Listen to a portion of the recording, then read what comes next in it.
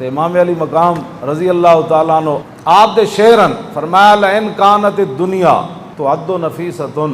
فثواب الآخرت اغلا و ابنن،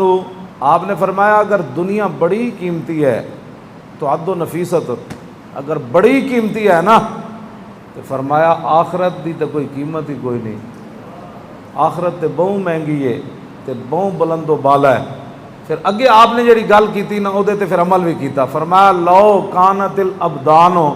للموت انشئت، فرمایا اگر یہ بدن مرنے کے لیے ہی پیدا ہوئے ہیں فقتل سبیل اللہ بالسیف افضل، فرمایا اگر یہ واقع بدن جو ہے لو کانت الابدان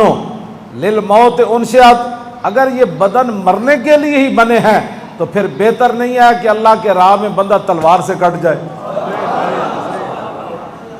یہ امام علی مقام کے اپنے شعر ہے،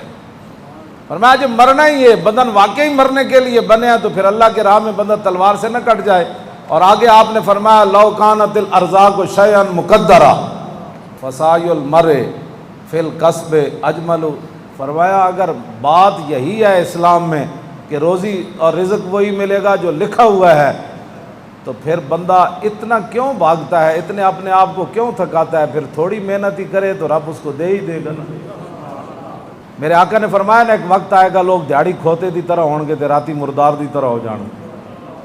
کنز المال چ حدیث موجود ہے۔ تو امام علی مقام فرماتے ہیں لو کانت الارزاق شیئا مقدرا،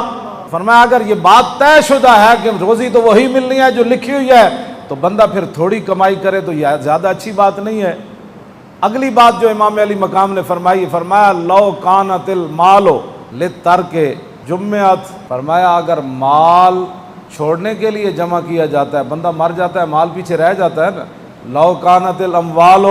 للترک جمعت فما بال متروک